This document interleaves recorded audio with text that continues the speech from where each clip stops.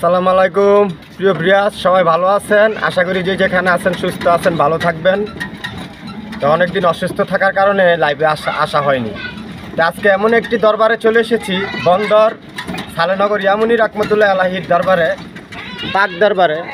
এটা একটা মাজার শরীফ, বহুত পুরানা, বহু শতাব্দী, বহু শত শত বছর আগে উনি যেখানে ইসলাম প্রচারের জন্য এসেছিল তখন হিন্দুস্তান ছিল বাংলাদেশ। এখানে বিভিন্ন ভক্তবিন্দুরা দোয়া এবং আল্লাহ পাকের কাছে উসিলা করে তাদের সমস্যার জন্য এখানে আসে। ইনশাল্লাহ সবার সমস্যা আল্লাহ পাক মাফ করে দেয়। তো প্রিয় বন্ধুরা, আজকে এখানে ঘুরে ফিরে দেখাতে পারলাম না, এর জন্য অনেক দুঃখিত। তো আরেকদিন এসে এসব বিস্তারিত ঘটনা জানতে পারবো, আপনাদেরকে জানাতে পারবো। তো আজকের মতো এখানে শেষ করে দিচ্ছি। তো এটা সালে বাবা ইয়ামুনি রাহমাতুল্লাহ আলাইহির দরগা, আমাদের বন্দর সালেনগর।